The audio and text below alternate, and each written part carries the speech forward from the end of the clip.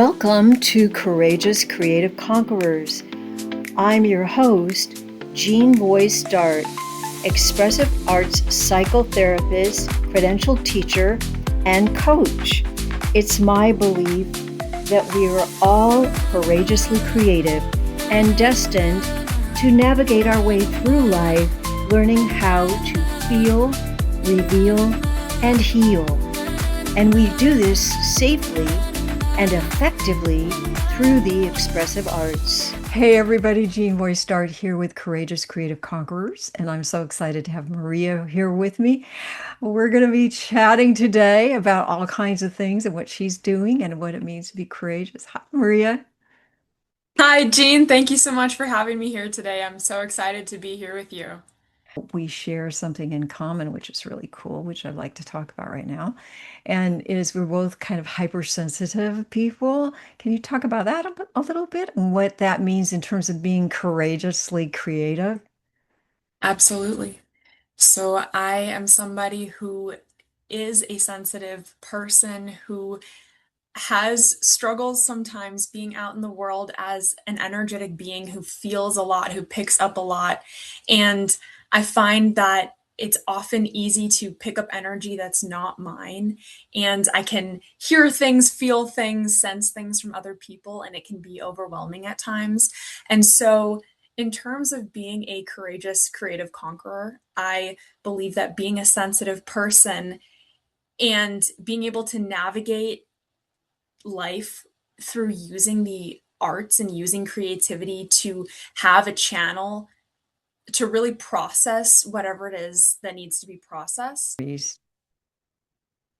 I think it can really help me get grounded and centered in the present moment and help me return to myself. We share this platform, the Take My Hand, the Wellness Universe Take My Hand support series, which is about suicide prevention, awareness, mental health awareness, and wellness. And I know the people who are hypersensitive are more have a tendency to have mental health challenges. I certainly do. I'm hypersensitive. And but I've found that my creative flow, the creative arts, the expressive arts really help me with that, bring balance into my life. And I know that you are also a very creative person. You work with film editing, photography, all those kinds of things, photo editing. And how does creativity connect into that managing hypersensitivity for you? Well, I think that being able to take whatever needs to be processed and then move it into art can really help me unwind what's going on in my mind and in my life. And being able to create things digitally, if I'm creating designs, if I'm making videos, whatever I'm doing, when I'm coming from a place of service and I'm coming from my heart space, then I get to get out of my head, get into my heart, and remember that what I'm creating is in some way here to make the world a better place and here to help enhance the lives of others. And so then I get to create these beautiful things that are colorful and musical and bring me joy, but also spark something in other people and help impact others by teaching them about wellness or well-being. That helps my mental health, that helps being a sensitive person. It helps me with grounding and turning my thoughts into something beautiful. I love what you said about, when you can remember that you're giving something to the world, whether you're doing something that's important, when you keep that focus, and that makes a huge difference in our expressive arts, whatever it is, whether it's music, movement, photographic art, film editing, whatever we're doing. When I keep my attention on, hey, I'm the greater good. I'm moving through something with the expressive arts with the intention of making a difference out there. And I have to remember what my passion and purpose is. What is my mission? So I love that you Absolutely. brought that up. Yeah, that's really important. And I know you care about that. Um, You have some skills. So I've been working with the Wellness Universe for about a year and a half now, and I'm the social media manager. And so I create digital content. I manage our content schedule and our calendar and help create things and bring things to life, as well as plan what goes out, when it goes out, and really just manage and oversee everything that happens there.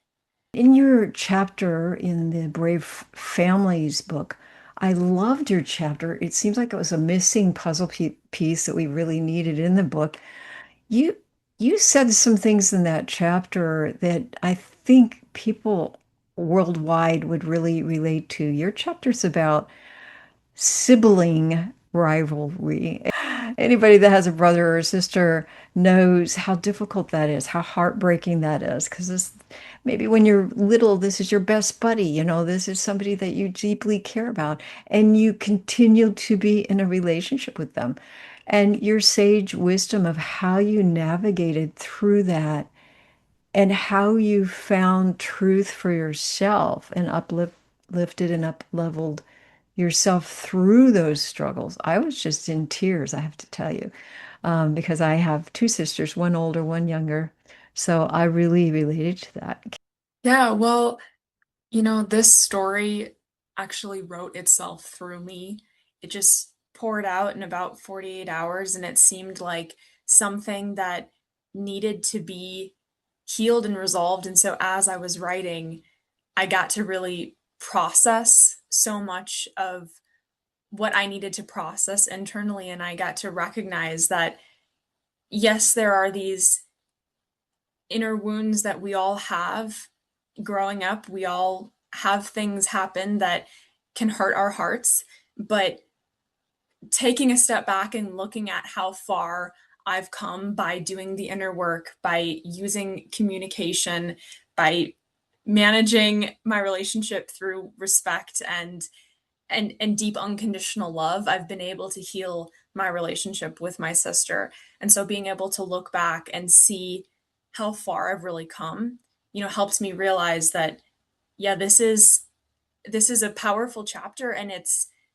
practical tools that other people can use and implement to improve their relationships with their siblings. Yeah, amazing. I think there's so many of us out there that we just recognize that for some reason we don't get along with a brother or sister or cousin or whatever, a family member. And we just kind of, okay, that's just the way it is. But you stuck it out and you took ownership. That was the big takeaway of Yes. your story. Yes. Your story was about owning it, instead of doing this, well, she's got a problem. You went, I, yeah, I recognized that my whole life I was blaming my sister for our issues. She yeah. didn't have enough time for me. She wasn't making me a priority. But when I pointed the finger at myself and I looked at the ways in which I was damaging our relationship and the ways that I was looking outside of myself for the attention and the approval that I was wanting, and I started loving myself, taking care of myself, nurturing myself, I was able to forgive my sister for not showing up for me the way that I wanted her to show up for me. I forgave myself for not showing up for me the way I wanted me to show up for me. There you go. Yeah. Exactly, Yeah. exactly. And I was able to start healing that within, and then I stopped resenting her. I started healing myself, which led to a healed relationship. I like So, the way you worded that. I mean, you said, I forgive my sister for, I think that's what you said, not showing up in the way that I wanted her to show up for me. I think that's what you said. And I'm like, that is just so mature because you're not saying for not showing up the way she should. You said for not showing up in the way I wanted her to show up for me. And I think that's a key turning point in a real creative, courageously creative way of looking at it to conquer all that self-doubt, self low self-esteem. Oh, I'm not good enough. She's not showing up for me. That's the conquering part. We're conquering it, but we stop saying she's not doing this. I need this. It's more, I've been wanting this. I need to change my wants around, you know. And um, there's certain wants I can keep, you know, about love and this and that, but we're working with people and we have to understand their who they are and what they can give, right? And I think that recognizing that when we expect other people to make us happy, we're not going to be satisfied or fulfilled because we're looking outside of ourselves. And so Right. when we go inward and we give ourselves the love that we're craving, then everything gets to improve. Hey, how long have you been writing? You're just such a great writer. Thank And you. that's another expressive arts. You're just obviously fully invested in the expressive arts. And so writing this chapter, was that a first time for you? That kind of This thing. is the first time I've written a chapter, yes, but Kind of I've dabbled in a bit of poetry and have definitely done some writing in school. So writing is a passion of mine for sure. well, And you're certainly polished, very little editing, and you're just an amazing writer. thank you. And your style is like very, what should I say? Very comfortable to read because it's very natural. You Yeah. know, it's very you. It's just relaxed conversation you're having. You're just and kind of playful and humorous the way that you're writing and making fun of yourself, and you know that this makes everybody feel at ease. You know, Yeah. yeah, it's not like I'm reading this big discourse on how to be a good sister or anything. It's it's really relaxed and fun, a fun read, you know. So you've been writing a long time. Did you write in a journal growing up? Yeah. I did, yes. I've been journaling my whole life. I do quite a bit of journaling nowadays. I do gratitude Yeah. journaling and I do a practice called scripting, which is an active manifestation scripting. I write out my dream life each and every day in the Wow, me present too. Yeah. tense. You do as well. It's amazing. Yes, dream writing my dream. Oh, the greatest Yeah, stuff ever. Yeah. I, Did you write in a diary when you were even younger? I did. I did. I had a little Yeah, puppy me too. diary I had a with a little Barbie doll walkie. diary. You Yeah, did. I was second grade talking about the boys and all this and that. Yeah, for sure. Journaling is such a great tip to use. And you have another tip for us that you use. Can you share that? Absolutely. Well, on top of doing the journaling and writing down, I like to do positive affirmations, even when I'm not in a good mind space. If I can just sit down with my journal and write out, I am love, I am loved, I am worthy, I'm good enough, it changes the chemistry in my brain and I start to raise my vibration. So I think that that's an amazing, amazing technique Yes. to use.